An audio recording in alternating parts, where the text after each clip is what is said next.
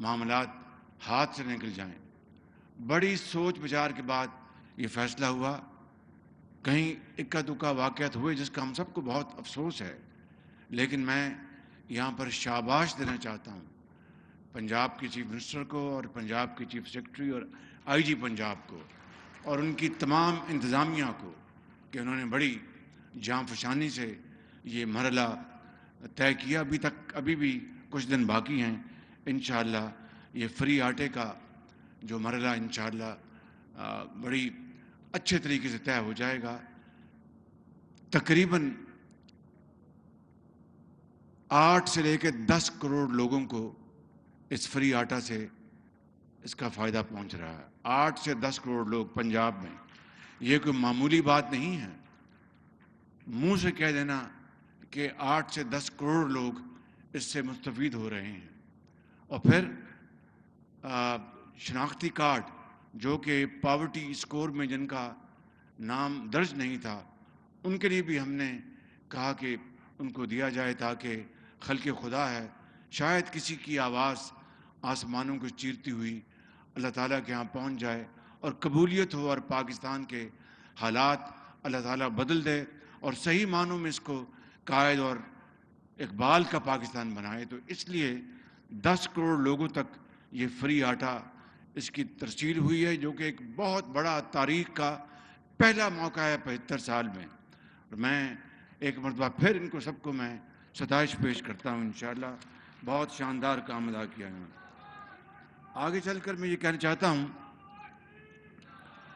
کہ اس شہر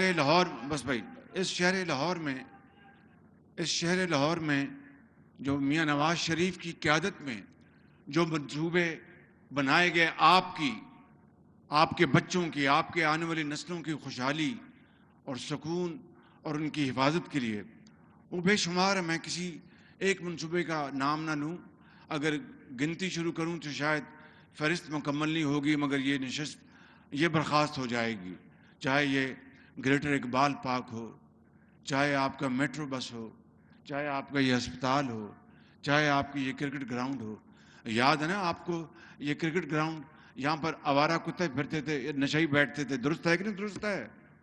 بھائی زور سے بات کرو، یہ بات درست ہے؟ بجلی کے منصوبے، 20 گھنٹے کی لوڈ شیڈنگ تھی۔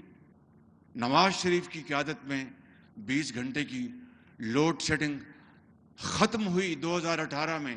یہ کوئی معمولی بات نہیں تھی، یہ اللہ تعالیٰ کے فضل و کرم سے ایک بڑا عظیم کارنامہ تھا کہ بجلی کی لوڈ شیڈنگ ختم کرنا۔ اس کے بعد کیا ہوا؟ آج میں آپ سے بڑی ایک دل سے باتیں کرنا چاہتا ہوں۔ اس کے بعد کیا ہوا؟ 2018 میں جھرلو الیکشن ہوا اور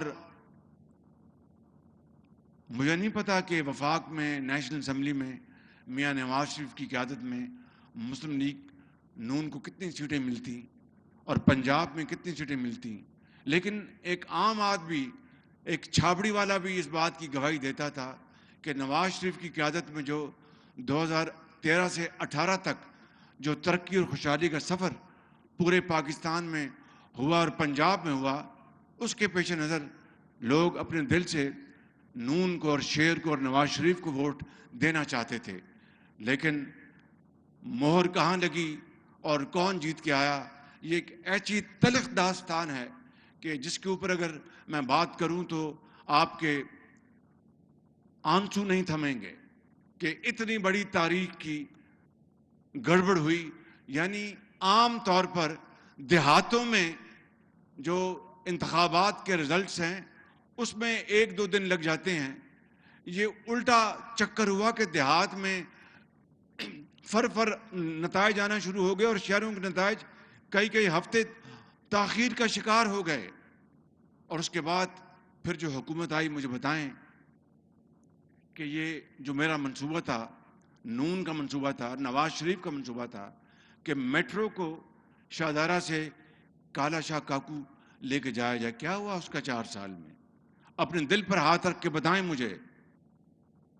یہ جو ہم نے پروگرام بنایا تھا کہ راوی تک ہم فلائی اوور بنائیں گے اور اس کے لیے پوری اس کی مکمل طور پر اس کی فیزیبلٹی بن گئی تھی.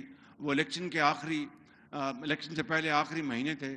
میں آپ سے یہاں پر وعدہ کر کے گیا تھا کہ انشاءاللہ اللہ نے موقع دیا تو 2018 میں یہ سارا مکمل ہو جائے گا.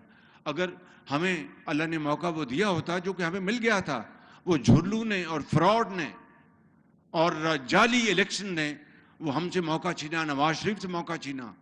مجھ سے نہیں، نواز شریف سے نہیں، پاکستان کے 22 کروڑ عوام سے چھینا جو ترقی اور خوشحالی کا ایک نیا سفر دیکھ رہے تھے. وہ منصوبہ رہ گیا اور اس کے بعد ریسٹ از ہسٹری. اور پھر وہ حکومت نے کرپشن کی آخر ہو گئی. تھانے بکتے تھے، D P Os D C Os کے دفتروں کی بولیاں لگتی تھیں. یہ بات آپ بھول گئے؟ میرے زمانے میں، نواز شریف کے زمانے میں کسی کی جرت تھی کہ وہ تھانے کی بولی لگوا لے یا ڈپٹی کمشنر یا ڈی پی او کے دفتر کے عہدے کی بولی لگوا لے؟ کوئی سوچ نہیں سکتا تھا. ہم انسان ہیں، غلطیاں انسانوں سے ہوتی ہیں، ضرور کوتاہی ہوئی ہوگی. یہ اللہ تعالیٰ بخشنے والا ہے، معاف کرنے والا ہے. ہمیں ہر وقت اس کے حضور اپنے گناہوں کی معافی مانگنی چاہیے. لیکن دانستہ طور پر یہ ممکن نہیں تھا کہ نواز شریف کے دور میں اور میرے صوبے میں کے دور میں کوئی کرپشن تھی. کرپشن تو شاید قیامت تک بند نہ ہو، لیکن اس میں کمی لانا، اس میں گراوٹ لانا، یہ ہوتا ہے حکومت کی ذمہ داری، جس کے لیے ہم دن رات کام کر رہے تھے. میرے بزرگوں، بھائی اور بہنوں، یہ وہ سفر تھا ترقی اور خوشحالی کا. مگر اس کو پھر نظر لگ گئی، اس کو نظر لگ گئی اور ترقی جو ہے وہ معکوس ہو گئی اور ہر جگہ یہاں پر ویرانی چھا گئی. یاد کریں وہ دن جب اس شہر کی مال روڈ اور گلبرگ رات کو 2 بجے سڑکیں دھلتی تھیں. میں درست کہہ رہا ہوں یا غلط کہہ رہا ہوں؟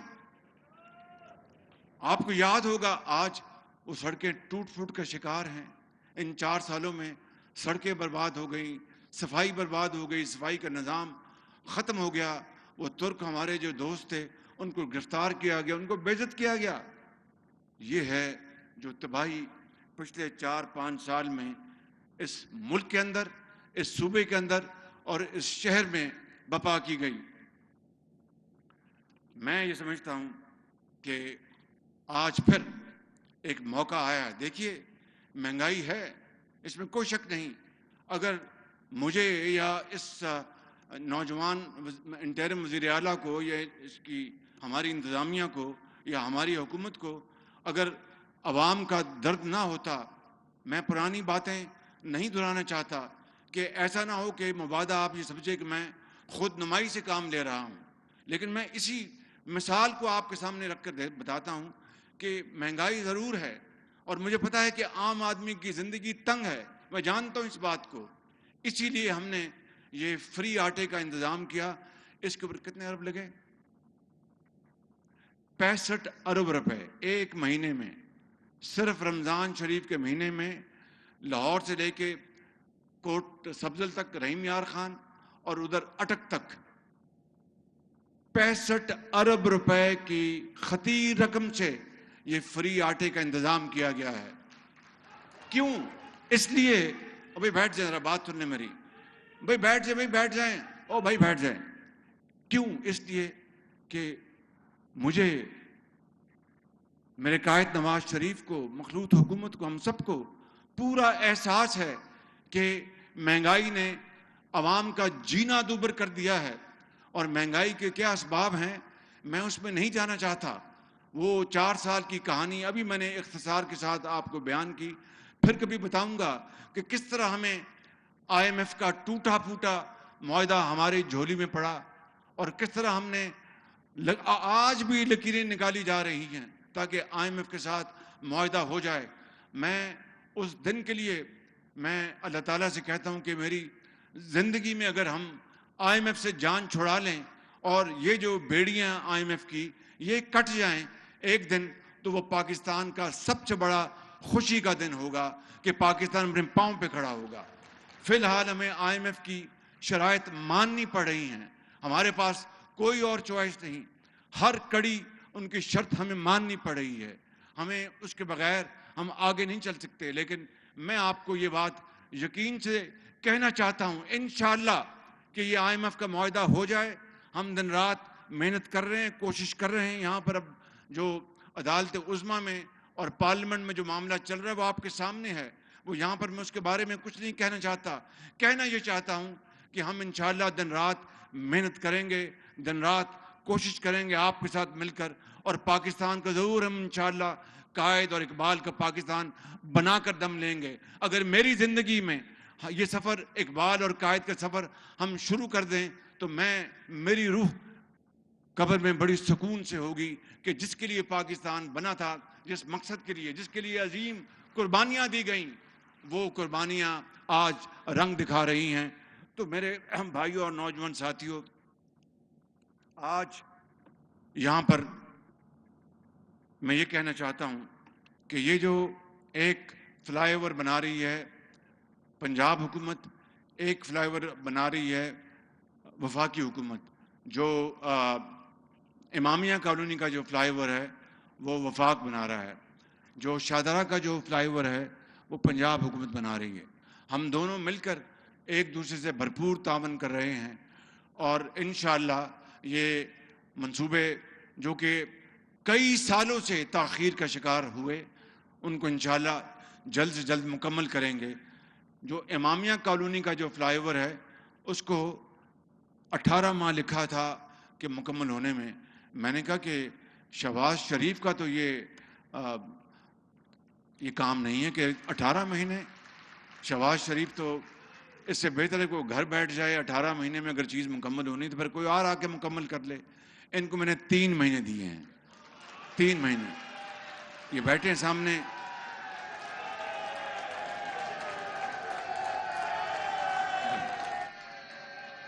बैठ जाए। कैप्टन साहब बैठे हैं जो सेक्रेटरी में, बैठ जाए। कैप्टन साहब बैठे हैं, ओ भाई बैठ जाएं, बैठ जाए। कैप्टन साहब बैठे हैं जो सेक्रेटरी कम्युनिकेशन हैं। दोनों जो फूल इनके सर पे हैं, ये चेयरमैन भी हैं NHA के और कैप्टन भी हैं, और तीसरा ये सेक्रेटरी भी हैं। इसके बढ़कर इनको और क्या होता चाहिए? तो मैं समझता हूँ कि इनको 3 महीनों में ये मुकम्मल करना होगा। काइंडली ज़रा खड़े हो, ज़रा अपना चेहरा दिखाएं।